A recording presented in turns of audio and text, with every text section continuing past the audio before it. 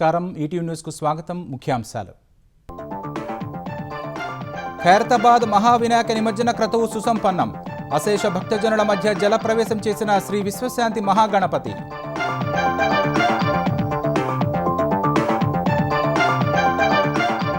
హుస్సేన్ సాగర్ వద్ద కోలాహలంగా నిమజ్జనాలు.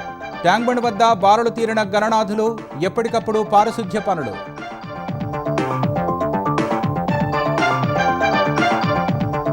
మరోసారి ఆసక్తికరంగా సాగిన బాలాపూర్ లడ్డూ వేలం. 35 లక్షల రూపాయలకు దక్కించుకున్న కర్మన్ ఘట్ వాసి లింగా దశరథ్ గౌడ్. మేడ్చల్లో డ్రగ్స్ తయారీ యూనిట్ గుట్టు రట్టు. సోదాలు చేసి పట్టుకున్న మహారాష్ట్ర పోలీసులు. 32,000 లీటర్ల ముడిసరుకు స్వాధీనం.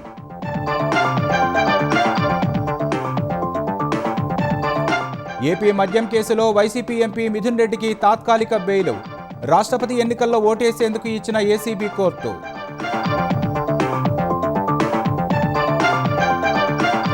భారత్పై విధించిన సుంకాలు చాలా ఎక్కువని అంగీకరించిన ట్రంప్. మోదీ గొప్ప ప్రధాని అంటూ అమెరికా అధినేత ప్రశంసలు.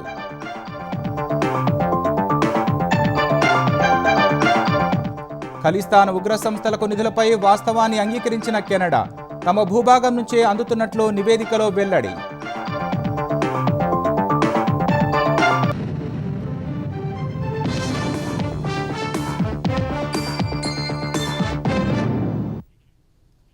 హైదరాబాద్ మహానగరానికి తలమానికంగా నడిచే ఖైరతాబాద్ మహాగణపతి జలప్రవేశం చేశాడు. అశేష భక్తకోటి పూజలు అందుకున్న బొజ్జ గణపయ్య శోభాయాత్ర ఆద్యంతం సందడిగా సాగింది. సంప్రదాయ మేళతాళాలతో ఖైరతాబాద్ నుంచి హుస్సేన్ సాగర్ వరకు లంబోదరుడికి భక్తులు జయ జయ ధ్వానాలు పలికారు. ట్యాంక్ బండ్పై బాహుబలి క్రేన్ సాయంతో పార్వతీ తనయుడు గంగమ్మ ఒడికి చేరాడు.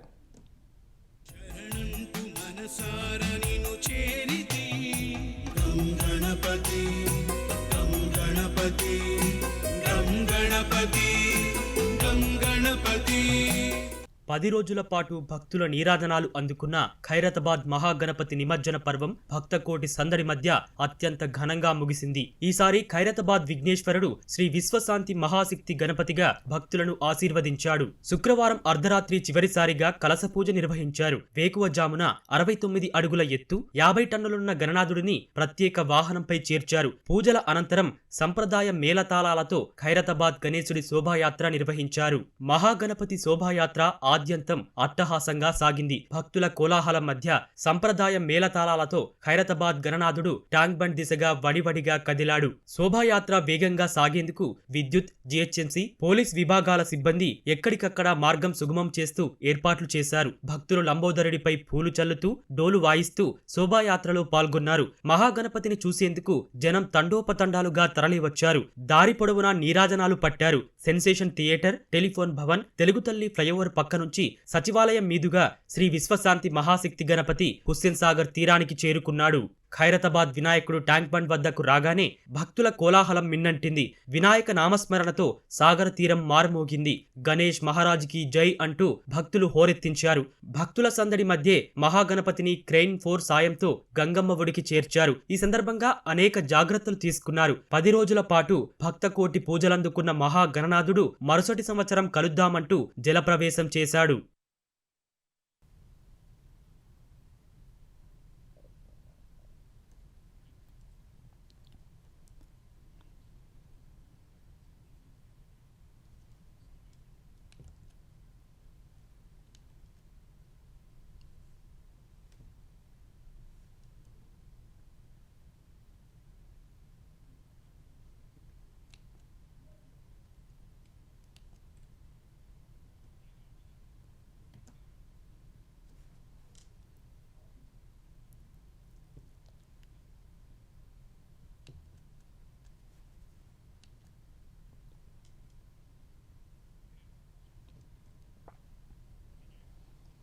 భాగ్యనగరంలో గణేష్ నిమజ్జనాలు కన్నుల పండుగగా సాగుతున్నాయి.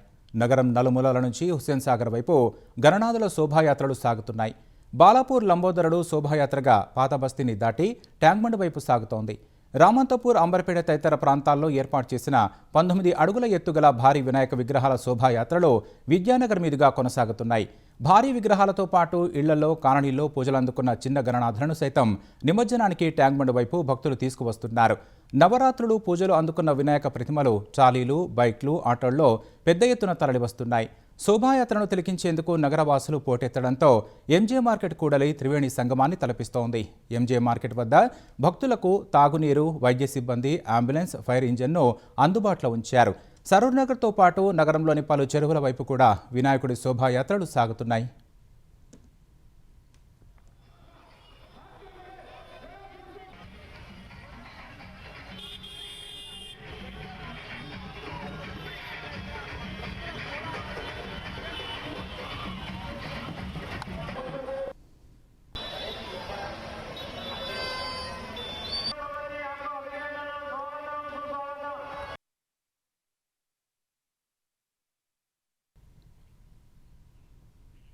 ఖైరతాబాద్ వినాయకుడి తర్వాత భాగ్యనగరంలో అందరి దృష్టిని ఆకర్షించే బాలాపూర్ గణేశుడి లడ్డూను ఈసారి లింగాల దశరథ్ గౌడ్ అనే భక్తుడు 35 లక్షల రూపాయలకు దక్కించుకున్నారు. ఈసారి బాలాపూర్ లడ్డూ కోసం గత ఏడాది వేలంలో పాల్గొన్న 31 మంది సహా కొత్తగా 7గురు పోటీ పడ్డారు. నువ్వా నేనా అన్నట్లు సాగిన వేలంలో లింగాల దశరథ్ గౌడ్ అనే భక్తుడు 35 లక్షల రూపాయలకు లడ్డూను దక్కించుకున్నారు. గతేడాది 30 లక్షల 1000 రూపాయలు పలికిన బాలాపూర్ లడ్డూ ఈసారి 4,99,000 అధికంగా పలికింది. పెద్ద సంఖ్యలో వచ్చిన భక్తుల మధ్య బాలాపూర్ గ్రామ బొజ్రాయి కూడలి వద్ద సాగిన ఈ వేలంలో లడ్డూ దక్కించుకున్న దశరథ్ గౌడ్ 6 ఏళ్ల నుంచి తాను వేలంలో పోటీ పడుతున్నట్లు చెప్పారు. ఈసారి తన కోరిక నెరవేరిందన్నారు. 1994లో తొలిసారి జరిగిన వేలంలో 450 రూపాయలు పలికిన బాలాపూర్ లడ్డూ ఎక్కడా లేని విధంగా 100,000, 1,000 దాటి రికార్డు స్థాయిలో లక్షల్లోకి వచ్చింది. 2001 వరకు వేలల్లో పలికిన లడ్డూకు మొదటిసారి 2002లో కందాడ మాధవరెడ్డి 1,05,000 రూపాయలు వెచ్చించారు. తర్వాత ఏడాది నుంచి 1 లక్ష పెరుగుతూ వచ్చిన లడ్డూ వేలం ఇప్పుడు 35 లక్షలకు చేరింది. ఈ వేలం ద్వారా వచ్చిన డబ్బును ఉత్సవ సమితి గ్రామాభివృద్ధి కోసం ఖర్చు చేస్తోంది.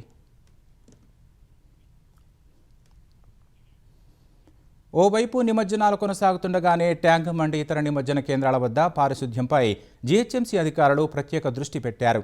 పోలీసు ఇతర ప్రభుత్వ శాఖలను సమన్వయం చేసుకుంటూ నిమజ్జనం సాఫీగా సాగేలా చూస్తున్న జీహెచ్ఎంసీ భక్తులకు ఎలాంటి ఇబ్బంది లేకుండా పారిశుధ్య పనులు చేస్తోంది. ఇందుకోసం నగర వ్యాప్తంగా 15,000 మంది సిబ్బందిని మోహరించింది. నిమజ్జన ప్రక్రియ చూసేందుకు వస్తున్న భక్తులకు ఎలాంటి అసౌకర్యం కలగకుండా జీహెచ్ఎంసీ పారిశుధ్య సిబ్బంది ఎప్పటికప్పుడు రోడ్లు శుభ్రం చేస్తున్నారు. ఉచిత తాగునీటి కేంద్రాల వద్ద ప్యాకెట్లు, డిస్పోజల్ గ్లాసులు కింద పడేసిన వెంటనే తొలగిస్తున్నారు. భక్తులకు ఇబ్బందులు లేకుండా ప్రధాన రహదారులు, కూడళ్లలో తాత్కాలిక శౌచాలయాలు, నీటి వసతి ఏర్పాటు చేశారు. హుస్సేన్ సాగర్లో నిర్దేశిత పాయింట్ల వద్ద వ్యర్థాలను ఎప్పటికప్పుడు తొలగిస్తున్నారు. హైదరాబాద్లో వినాయక నిమజ్జనోత్సవం కోసం భారీ భద్రతా ఏర్పాట్లు చేశారు. జిల్లాల నుంచి వివిధ కమిషనరేట్ల నుంచి అదనపు బలగాలను మోహరించారు. వివిధ విభాగాలకు చెందిన 30,000 మందికి పైగా పోలీసులు శోభాయాత్ర సజావుగా జరిగేలా చర్యలు తీసుకుంటున్నారు. 250 తాత్కాలిక సీసీ కెమెరాలను ఏర్పాటు చేశారు. 9 ప్రత్యేక డ్రోన్లతో గస్తీ నిర్వహిస్తున్నారు. ఒక్క ట్యాంక్ బండ్ పరిసర ప్రాంతాల్లోనే 3,000కు పైగా పోలీసులతో బందోబస్తు ఏర్పాటు చేశారు. ఈసారి హైడ్రా సైతం నిమజ్జనోత్సవంలో భాగమైంది. హైడ్రా కమిషనర్ రంగనాథ్ ట్యాంక్ బండ్ వద్ద పరిస్థితిని పరిశీలించారు. నిమజ్జనం చూసేందుకు 10 లక్షల మంది వరకు వస్తారని అంచనా వేసిన పోలీసులు అందుకు అనుగుణంగా రద్దీ నిర్వహణ ఏర్పాట్లు చేశారు. 3 కమిషనరేట్లలో మద్యం దుకాణాలను రేపు ఉదయం 6 గంటల వరకు మూసివేశారు. శోభాయాత్ర జరిగే ప్రధాన మార్గాల్లో ఇతర వాహనాలను దారి మళ్లించారు. నిమజ్జనం అనంతరం లారీలు నగరంలోకి రాకుండా ఔటర్ రింగ్ రోడ్డు మీదుగానే మళ్లిస్తున్నారు. ఆర్టీసీ బస్సులు నగరంలోకి రాకుండా పరిమితులు విధించిన అధికారులు అన్ని వ్యక్తిగత వాహనాలపై ట్రాఫిక్ ఆంక్షలు విధించారు. ప్రైవేటు బస్సులకు రేపు ఉదయం 10 గంటల వరకు నగరంలోకి అనుమతి నిషేధించారు. తెలంగాణ డీజీపీ కార్యాలయంలో ప్రత్యేక కంట్రోల్ రూమ్ ఏర్పాటు చేసి నిమజ్జనోత్సవాన్ని పరిశీలిస్తున్నారు. రేపు ఉదయానికి నిమజ్జనోత్సవం పూర్తవుతుందని అంచనా వేస్తున్నట్లు డీజీపీ జితేందర్ చెప్పారు. My suggestion to all the people is that try to lift the Ganesh as quickly as possible so that we can complete the process by tomorrow morning at least. But from our side, we'll make all efforts to see that if idols come on the tank band or NTR mark in a timely manner, we'll try to finish it by tomorrow morning. Out 8,000 outside force items చేయడం జరిగింది. వేరే జిల్లా నుంచి వచ్చి almost 8,000 force specialise units కానీ తర్వాత వేరే జిల్లా నుంచి కానీ తర్వాత స్పెషల్ పోలీస్ కానీ అందరూ కలిపి అరౌండ్ 8,000 ఫోర్స్ మన హైదరాబాద్ సిటీకి ఎక్స్ట్రా డిప్లాయ్మెంట్ చేశాము. ఇన్ అడిషన్ టు దట్ కొంతవరకు సైబరాబాద్ రాచకొండ కూడా ఇవ్వడం జరిగింది. అదర్ స్పెషలైజ్డ్ యూనిట్ నుంచి స్పెషల్ ఫోర్సెస్ మన ఇక్కడ సెన్సిటివ్ ఉంటే డిప్లాయ్ చేసాం. We hope that everything will go well. మహారాష్ట్రలోని ముంబై, పూణేలోనూ గణేష్ నిమజ్జనోత్సవం అట్టహాసంగా సాగుతోంది. ముంబైలోని ప్రఖ్యాత లాల్ బాగ్చా రాజా గణేష్ నిమజ్జన శోభాయాత్రకు వేలాదిగా భక్తులు తరలివచ్చారు. ఈ సందర్భంగా డోలు, సంగీత వాయిద్యాలతో కళాకారులు చేసిన ప్రదర్శన ఆకట్టుకుంది. భక్తుల ఆటపాటలతో శోభాయాత్ర సందడిగా సాగుతోంది. నిమజ్జనం నేపథ్యంలో అధికారులు భారీ బందోబస్తు ఏర్పాటు చేశారు. పూణేలోనూ గణేష్ శోభాయాత్ర ఘనంగా జరుగుతోంది. చిన్న పెద్ద విగ్రహాలను భక్తులు నిమజ్జనం చేస్తున్నారు.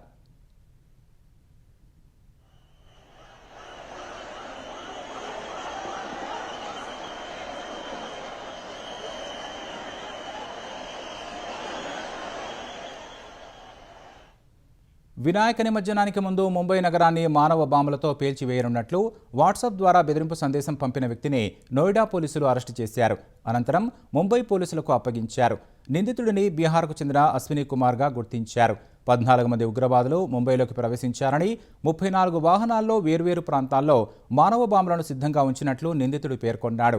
వారి వద్ద 400 కిలోల ఆర్డీఎక్స్ ఉన్నట్లు తెలిపాడు. వెంటనే అప్రమత్తమైన పోలీసులు వాట్సాప్ బెదిరింపు సందేశం ఆధారంగా దర్యాప్తు ప్రారంభించారు. నిందితుడిని నోయిడా సెక్టార్ 79లో అరెస్టు చేశారు. అతడి నుంచి 7 మొబైల్ ఫోన్లు, 3 సిమ్ కార్డులు, 6 మెమరీ కార్డులు, 2 డిజిటల్ కార్డులు స్వాధీనం చేసుకున్నారు. తన స్నేహితుడు ఫిరోజ్పై ప్రతీకారం తీర్చుకునేందుకు నిందితుడు అశ్విని కుమార్ అతడి పేరుతో బెదిరింపు సందేశం పంపినట్లు పోలీసులు గుర్తించారు. వృత్తిరీత్యా జ్యోతిష్యుడైన అశ్విని కుమార్పై 2023లో ఓ వివాదం విషయంలో అతడి స్నేహితుడు ఫిరోజ్ కేసు పెట్టాడు. ఈ కేసులో 3 నెలలు జైలు శిక్ష అనుభవించిన అశ్విని కుమార్ అప్పటి నుంచి ప్రతీకారం కోసం ఎదురుచూస్తున్నట్లు పోలీసులు తెలిపారు. వినాయక నిమజ్జనం సరైన సమయమని భావించి ఫిరోజ్ పేరుతో ముంబై ట్రాఫిక్ పోలీసులకు బెదిరింపు మెయిల్ పంపినట్లు తేల్చారు.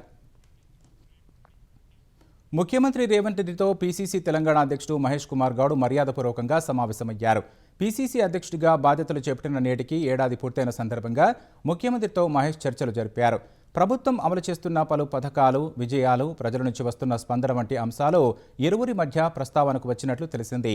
ఈ సందర్భంగా మహేష్ కుమార్ గౌడ్కు ముఖ్యమంత్రి రేవంత్ రెడ్డి హృదయపూర్వక అభినందనలు తెలియజేశారు. పుష్పగుచ్చం అందజేసి శాలువా కప్పి శుభాకాంక్షలు తెలిపారు. కల్వకుంట్ల కవిత తనపై చేసిన ఆరోపణలను ఆమె విజ్ఞతకే వదిలేస్తున్నట్లు మాజీ మంత్రి హరీష్ రావు తెలిపారు. తెలంగాణ ప్రజల ఆకాంక్షలు తీర్చడమే తమ ప్రథమ లక్ష్యమని ఆయన స్పష్టం చేశారు. తన కూతురు గ్రాడ్యుయేషన్ అడ్మిషన్ కోసం లండన్ వెళ్లిన హరీష్ రావు ఈ ఉదయం తిరిగి హైదరాబాద్ చేరుకున్నారు. రాష్ట్రంలో ఓవైపు రైతులు యూరియా కొరత ఎదుర్కొంటుంటే ఇలాంటి దిగజారుడు రాజకీయాలు మంచివి కావని ఆయన హితవు పలికారు. కేసీఆర్ నాయకత్వంలో 2.5 దశాబ్దాలు క్రమశిక్షణ కలిగిన కార్యకర్తగా పనిచేశారని ఆయన గుర్తు చేశారు. తెలంగాణకు అన్యాయం చేసే పనులను తాము అడ్డుకుంటామని హరీష్ రావు స్పష్టం చేశారు. నా 25 ఏళ్ల రాజకీయ ప్రస్థానం తెలంగాణ ప్రజల ముందు ఒక తెరిచిన పుస్తకం లాంటిది. సరే, గత కొంతకాలంగా మా పార్టీ పైన, అదేవిధంగా నా పైన కొన్ని రాజకీయ పార్టీలు చేస్తున్నటువంటి వ్యాఖ్యలనే వారు కూడా చేయడం జరిగింది. అయితే ఆ వ్యాఖ్యలు వారు ఎందుకు చేశారో అది వారి విజ్ఞతకే నేను వదిలేస్తున్నాను. రాష్ట్ర సాధనలో, రాష్ట్ర అభివృద్ధిలో నేను చూపిన నిబద్ధత, నా పాత్ర అందరికీ తెలిసినటువంటిదే. కేసీఆర్ గారు దశాబ్ద కాలం ఎంతో కష్టపడి నిర్మించిన వ్యవస్థలను రేవంత్ రెడ్డి గారు ప్రభుత్వం కూల్చేటువంటి ప్రయత్నం చేస్తూ ఉంది. సో ఇటువంటి పరిస్థితుల్లో కష్టాల్లో ఉన్న ప్రజల్ని ఆదుకునే విషయంలో, తెలంగాణ ద్రోహుల చేతుల్లో నుంచి ఈ రాష్ట్రాన్ని కాపాడుకునే విషయంలో మా దృష్టి అంతా ఉంటుంది. తప్పకుండా కేసీఆర్ గారి నాయకత్వంలో తిరిగి బీఆర్ఎస్ పార్టీని అధికారంలో తెచ్చుకొని ఈ ప్రజలు పడుతున్న కష్టాలను తొలగించడానికి అందరం కలిసికట్టుగా ముందుకు సాగుతాం.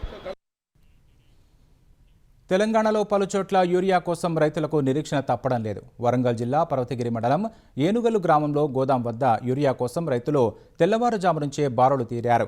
యూరియా దొరక్కపోవడంతో పంట ఎదుగుదల లోపించిందని రైతులు తెలిపారు. భారీ సంఖ్యలో రైతులు రావడంతో కాసేపు ఉద్రిక్త పరిస్థితి నెలకొంది. వరంగల్ జిల్లా నర్సంపేట పిఏసిఎస్ వద్ద వేకువజాము నుంచే 22 గ్రామాల రైతులు బారులు తీరారు. 440 బస్తాలతో యూరియా లోడు రాగా రైతుకు ఒకటి చొప్పున బస్తాలు పంపిణీ చేశారు. ఈ క్రమంలో క్యూలన్లో ఉన్న కొందరు మహిళలు కళ్లు తిరిగి పడిపోయారు. బిచ్చానాయక్ తండాకు చెందిన అజ్మీరా అరుణ సొమ్మసిల్లి పడిపోగా తోటి మహిళా రైతులు సపర్యలు చేశారు. పర్షనాయక తండాకు చెందిన అజ్మీరా కమలమ్మ అనే వృద్ధురాలు కళ్లు తిరిగి పడిపోయింది. ఒక యువకుడు సిపిఆర్ చేయడంతో వృద్ధురాలు ప్రాణాపాయ నుంచి బయటపడింది. హనుమకొండ జిల్లా పరకాలలో ప్రైవేటు ఎరువుల దుకాణాలకు యూరియా వచ్చిందని తెలియడంతో తెల్లవారుజాము నుంచే రైతులు భారీగా తరలివచ్చారు. సూర్యాపేట జిల్లా అనంతగిరిలో పిఎస్సిఎస్ ఎదుట ఉద్రిక్తత చోటు చేసుకుంది. క్యూలైన్లో నేను ముందంటూ రైతులు ఒకరిపై ఒకరు దాడి చేసుకున్నారు. పోలీసుల జోక్యంతో ఘర్షణ సద్దుమణిగింది. ఆంధ్రప్రదేశ్ యువతకు ఉపాధి కల్పనే లక్ష్యంగా కూటమి ప్రభుత్వం అనేక చర్యలు తీసుకుంటోందని ఏపీ యువజన క్రీడా శాఖల మంత్రి మండిపల్లి రాంప్రసాద్ తెలిపారు. ఉద్యోగాల సాధనకు అవసరమైన శిక్షణను సైతం ప్రభుత్వం అందిస్తుందన్నారు. గత 5 ఏళ్ల వైసీపీ పాలనలో ఒక్క టీచర్ పోస్టు కూడా భర్తీ చేయలేదని ఆయన విమర్శించారు. వైసీపీ హయాంలో క్రీడారంగంలో బకాయి పెట్టిన 16 కోట్ల రూపాయలను కూటమి ప్రభుత్వం అధికారంలోకి వచ్చిన తర్వాత చెల్లించిందన్నారు. మూతపడిన క్రీడా వికాస కేంద్రాలను తెరిచామని చెప్పారు.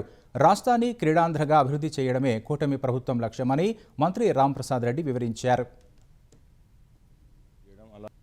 చంద్రబాబు నాయుడు గారు ముఖ్యమంత్రి అయిన తర్వాత ఉద్యోగ కల్పనే ఒక బాధ్యతగా పెట్టుకోవడం జరిగింది. వచ్చే 3 సంవత్సరాల్లో రాష్ట్రంలో ఎవరైతే నిరుద్యోగ యువత ఉంటారో వాళ్ళందరికీ మంచి కాలం. ఎందుకంటే గత ప్రభుత్వంలో కేవలం వాలంటరీ వ్యవస్థను ఏర్పాటు చేసుకుని 5,000 రూపాయలు జీతం ఇచ్చి 30 రోజులు పని చేయించుకునే పరిస్థితి నుంచి ఈరోజు పర్మనెంట్ ఉద్యోగం కల్పనగా ఓ బాధ్యతగా తీసుకొని మెగా డిఎస్సిని ఏర్పాటు చేయడం, మెగా డిఎస్సి ద్వారా 18,500 పోస్టులు పూర్తి చేయడం కూడా జరిగింది.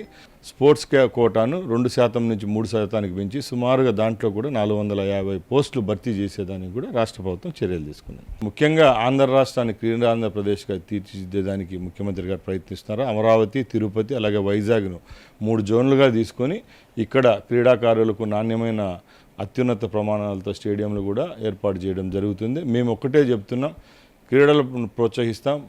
ఫిట్ ఆంధ్ర అనే మూమెంట్ను కూడా తీసుకొని వచ్చేదానికి సిద్ధంగా ఉన్నాం. ఆంధ్రప్రదేశ్లో జరిగిన మద్యం కుంభకోణం కేసులో నిందితుడిగా ఉన్న వైసీపీ ఎంపీ మిథున్ రెడ్డికి విజయవాడ ఏసీబీ కోర్టు మధ్యంతర బెయిల్ మంజూరు చేసింది. నేటి నుంచి ఈ నెల 11వ తేదీ సాయంత్రం 5 గంటల వరకు మొత్తం 6 రోజులు మధ్యంతర బెయిల్ ఇస్తూ ఉత్తర్వులు జారీ చేసింది. 11వ తేదీ సాయంత్రం 5 గంటలకు ఏసీబీ కోర్టులో లొంగిపోవాలని స్పష్టం చేసింది. ఉపరాష్ట్రపతి ఎన్నికల్లో ఓటు వేసేందుకు మధ్యంతర బెయిల్ మంజూరు చేయాలని కోరుతూ మిథున్ రెడ్డి దాఖలు చేసిన పిటిషన్పై ఇప్పటికే విచారణ జరిపిన ఏసీబీ కోర్టు తీర్పు రిజర్వ్ చేసింది. 6 రోజుల పాటు మంజూరు చేస్తూ ఇవాళ ఉత్తర్వులు జారీ చేసింది. మద్యం కేసులో A4గా ఉన్న మిథున్ రెడ్డి ప్రస్తుతం రాజమహేంద్రవరం కేంద్ర కారాగారంలో జ్యుడిషియల్ రిమాండ్లో ఉన్నారు. పటిష్ట భద్రత మధ్య మాజీ ఎమ్మెల్యే కేతిరెడ్డి పెద్దారెడ్డి తన సొంత నియోజకవర్గం అనంతపురం జిల్లా తాడిపత్రిలో 15 నెలల తర్వాత అడుగుపెట్టారు. సుప్రీంకోర్టు ఆదేశాల మేరకు పెద్దారెడ్డి రాక సందర్భంగా అవాంఛనీయ సంఘటనలు జరగకుండా 700 మంది పోలీసులను మోహరించారు. రాజకీయ ప్రసంగాలు, రెచ్చగొట్టే ప్రకటనలు చేయకూడదని కేతిరెడ్డిపై పోలీసులు ఆంక్షలు పెట్టారు. కేతిరెడ్డి 2 రోజులే తాడిపత్రిలో ఉండేందుకు అనుమతులు ఉన్నాయి. పెద్దారెడ్డి వచ్చిన నేపథ్యంలో ముందు జాగ్రత్తగా తాడిపత్రి నియోజకవర్గంలో ఎక్కడికక్కడ టీడీపీ, వైసీపీ నాయకులను గృహ నిర్బంధం చేశారు. జేసీ ప్రభాకర్ రెడ్డి ఇంటి వద్ద పోలీసులు భారీగా మోహరించారు. జిల్లా ఎస్పీ జగదీష్ స్వయంగా భద్రతను పరిశీలించారు. తాడిపత్రిలో ఎలాంటి అవాంఛనీయ సంఘటనలు జరగకుండా పోలీసులకు పూర్తిగా సహకరిస్తామని పెద్దారెడ్డి చెప్పారు. అధికారంలో ఉన్నప్పుడు ప్రతి గ్రామంలో, ప్రతి ఇంటికి ఎలా తిరిగానో ఇప్పుడు కూడా ప్రతి గ్రామంలో తిరుగుతారని ఆయన చెప్పారు. తాడిపత్రి లాంటి నియోజకవర్గంలో ప్రతిపక్షంలో ఉన్నప్పుడు పోరాటం చేయడం చాలా కష్టంగా ఉంటుందన్నారు. మేడ్చల్ జిల్లాలో డ్రగ్స్ తయారీ యూనిట్ గుట్టూరట్టయింది. డ్రగ్స్ తయారీ యూనిట్పై దాడి చేసిన మహారాష్ట్ర క్రైమ్ బ్రాంచ్ పోలీసులు పెద్ద మొత్తంలో డ్రగ్స్ పట్టుకున్నారు. డ్రగ్స్ తయారీలో వాడే మిథైల్ ఎనడియాక్ టీ, మెథాపెంటమైన్ అనే ముడిసరుకు 35,000 లీటర్లను స్వాధీనం చేసుకున్నారు. 5.79 కిలోల మెఫెడ్రిన్, 950 కిలోల పొడి పదార్థాన్ని సైతం స్వాధీనం చేసుకున్నారు. పరిశ్రమలో తయారైన డ్రగ్స్ను దేశంలో పలు ప్రాంతాలకు సరఫరా చేస్తున్నట్లు పోలీసులు గుర్తించారు. డ్రగ్స్ తయారీదారులు, పంపిణీదారుల్లో 13 మందిని పోలీసులు అదుపులోకి తీసుకున్నారు. ఖలిస్తాన్ ఉగ్రవాద సంస్థలకు తమ దేశంలోనే నిధులు అందుతున్నాయనే విషయాన్ని కెనడా తొలిసారి అంగీకరించింది. అవి తమ భూభాగం నుంచే ఉగ్ర కార్యకలాపాలు సాగిస్తున్నాయని తెలిపింది. కెనడా సహా ఇతర దేశాల్లో ఖలిస్తానీ గ్రూపులు నిధులు సేకరిస్తున్నాయని కెనడా ఆర్థిక శాఖ ఓ నివేదిక విడుదల చేసింది. హమాస్, హెజ్బొల్లా వంటి మిలిటెంట్లకు కూడా తమ దేశం నుంచి నిధులు అందుతున్నాయంటూ గుట్టు విప్పింది. విరాళాలు, మాదక ద్రవ్యాల అక్రమ రవాణా, హత్యల ద్వారా ఉగ్ర సంస్థలు నిధులు పొందుతున్నాయని కెనడా ఆర్థిక శాఖ నివేదిక వెల్లడించింది. విరాళాలను ఆ సంస్థలు దుర్వినియోగపరుస్తున్నాయని పేర్కొంది. ఉగ్ర సంస్థలు తమ కార్యకలాపాల కోసం క్రిప్టో కరెన్సీ, క్రౌడ్ ఫండింగ్ ద్వారా కూడా నిధులు సేకరిస్తాయంటాయని వెల్లడించింది. భారత్లో విధ్వంసం సృష్టించేందుకు ఖలిస్తానీ అతివాద గ్రూపులు కెనడా కేంద్రంగా కుట్రలు అమలు చేస్తున్నాయని ఈ ఏడాది మొదట్లో కెనడా నిఘా విభాగం తన నివేదికలో పేర్కొంది. టారిఫ్ల కారణంగా భారత్తో సంబంధాలు దెబ్బతిన్న వేళ అమెరికా అధ్యక్షుడు డొనాల్డ్ ట్రంప్ కీలక వ్యాఖ్యలు చేశారు. ప్రధాని నరేంద్ర మోదీతో తాను ఎప్పుడూ స్నేహంగానే ఉంటానని, ఆయన గొప్ప ప్రధాని అని ట్రంప్ అన్నారు. అయితే ప్రస్తుత సమయంలో మోదీ చేస్తున్నది నచ్చడం లేదన్నారు. భారత్, రష్యాలకు దూరం అయ్యామని ట్రూత్ సోషల్లో పెట్టిన పోస్టుపై ట్రంప్ వివరణ ఇచ్చారు. రష్యా నుంచి భారత్ పెద్ద మొత్తంలో చమురు కొనుగోలు చేస్తోందని, అది తనకు నిరాశకు గురి చేసిందని ట్రంప్ చెప్పారు. రష్యా చమురు కొనుగోలు చేయొద్దని భారత్కు చెప్పినా వెనక్కి తగ్గనందునే భారత దిగుమతులపై పెద్ద మొత్తంలో టారిఫ్లు విధించినట్లు తెలిపారు. భారత్పై విధించిన 50% సుంకాలు చాలా ఎక్కువని ట్రంప్ అంగీకరించారు. భారత్, అమెరికా మధ్య ప్రత్యేకమైన సంబంధం ఉందని, దీనిపై ఆందోళన చెందాల్సిన అవసరం లేదని చెప్పుకొచ్చారు. భారత్తో సంబంధాల పునరుద్ధరణకు సిద్ధంగా ఉన్నారా అని ప్రశ్న తలెత్తగా ఖచ్చితంగా అని ట్రంప్ బదులిచ్చారు. ఇటు అమెరికా అధ్యక్షుడు డొనాల్డ్ ట్రంప్ వ్యాఖ్యలు ఆయన భావాలను, భారత్ అమెరికా సంబంధాలపై సానుకూల దృక్పథాన్ని చూపుతున్నాయని ప్రధాని నరేంద్ర మోదీ అన్నారు. ఈ మేరకు సామాజిక మాధ్యమం ఎక్స్లో పోస్టు పెట్టిన మోదీ తనను గొప్ప ప్రధాని అని ట్రంప్ చేసిన వ్యాఖ్యలను అభినందిస్తున్నట్లు తన పోస్టులో తెలిపారు. భారత్, అమెరికా మంచి భవిష్యత్తు, వ్యూహాత్మక భాగస్వామ్యాన్ని కలిగి ఉన్నాయని అందులో పేర్కొన్నారు. అమెరికాలో ఈ నెల 9 నుంచి జరగనున్న ఐక్యరాజ్యసమితి జనరల్ అసెంబ్లీ 80వ సమావేశాలకు భారత ప్రధాని నరేంద్ర మోదీ హాజరు కావడం లేదని తెలుస్తోంది. అమెరికా భారీ సుంకాలు విధించిన వేళ ఐరాస జనరల్ అసెంబ్లీ సమావేశాలకు దూరంగా ఉండాలని ప్రధాని నిర్ణయించుకున్నట్లు అధికార వర్గాలు తెలిపాయి. ఆయన స్థానంలో విదేశాంగ మంత్రి జయశంకర్ ఐరాస సమావేశాలకు హాజరవుతారని పేర్కొన్నాయి. మరోవైపు ఈ నెల 23 నుంచి 29 వరకు సర్వసభ్య దేశాల ప్రతినిధుల అత్యున్నత స్థాయి భేటీ జరగనున్నట్లు ఐక్యరాజ్య సమితి వెల్లడించింది. ఇందుకు సంబంధించిన షెడ్యూల్ను విడుదల చేసింది. బ్రెజిల్ దేశాధినేత ప్రసంగంతో సమావేశాలు మొదలవుతాయని, తర్వాత అమెరికా అధినేత డొనాల్డ్ ట్రంప్ మాట్లాడతారని తెలిపింది. సెప్టెంబర్ 27న జయశంకర్ ప్రసంగిస్తారని ఐరాస వెల్లడించింది. పెహల్గాం ఉగ్రదాడి ప్రతీకగా భారత్ చేపట్టిన ఆపరేషన్ సింధూర్ 3 రోజుల్లో ముగిసిపోలేదని, చాలా రోజులు జరిగిందని ఆర్మీ చీఫ్ ఉపేంద్ర ద్వివేది స్పష్టం చేశారు. Operation Sindoor the untold story of India's deep strikes inside Pakistan అనే పుస్తకాన్ని ఢిల్లీలో ఆవిష్కరించిన ఆయన అందరూ అనుకున్నట్లు మే 10న యుద్ధం ముగిసిపోలేదన్నారు. అనేక నిర్ణయాలు తీసుకోవాల్సి ఉన్నందున చాలా రోజులు కొనసాగించాల్సి వచ్చిందని వెల్లడించారు. ఉగ్రవాదులు ఇంకా సరిహద్దు వెంబడి చొరబాటుకు ప్రయత్నిస్తున్నారని తెలిపారు.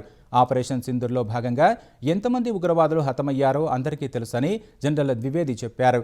ఇటీవల కేంద్రం తీసుకొచ్చిన జీఎస్టీ సంస్కరణలను స్వాగతించిన ఆయన డ్రోన్లపై జీఎస్టీని 18% నుంచి 5% తగ్గించడం హర్షణీయమని పేర్కొన్నారు.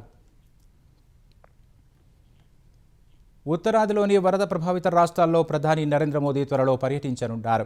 ఈ మేరకు అధికార వర్గాలు ధృవీకరించాయి. అయితే ఏరియల్ సర్వే నిర్వహిస్తారా లేక వరద ప్రభావిత ప్రాంతాల్లో పర్యటిస్తారా అనే విషయంలో స్పష్టత ఇవ్వలేదు.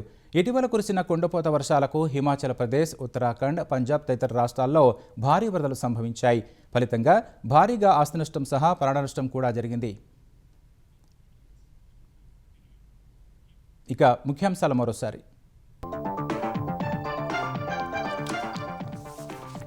ఖైరతాబాద్ మహావినాయక నిమజ్జన క్రతువు సుసంపన్నం. అశేష భక్తజనుల మధ్య జలప్రవేశం చేసిన శ్రీ విశ్వశాంతి మహాగణపతి. హుస్సేన్ సాగర్ వద్ద కోలాహలంగా నిమజ్జనాలు. ట్యాంగుండ్ వద్ద బారులు తీరిన గణనాథులు. ఎప్పటికప్పుడు పారిశుధ్య పనులు.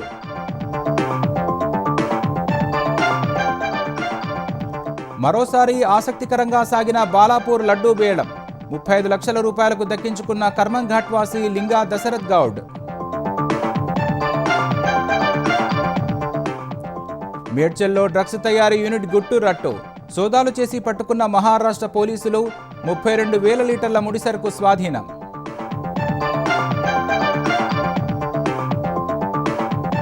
ఏపీ మద్యం కేసులో వైసీపీ ఎంపీ మిథున్ రెడ్డికి తాత్కాలిక బెయిలు. రాష్ట్రపతి ఎన్నికల్లో ఓటేసేందుకు ఇచ్చిన ఏసీబీ కోర్టు.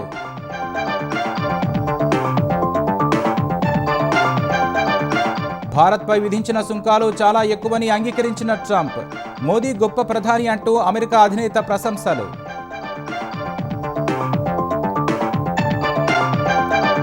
ఖలిస్తాన్ ఉగ్ర సంస్థలకు నిధులపై వాస్తవాన్ని అంగీకరించిన కెనడా.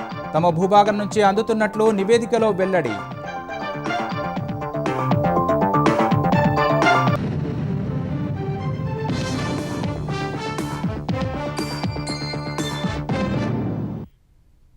ఈటీవీ న్యూస్ సమాప్తం. నమస్కారం.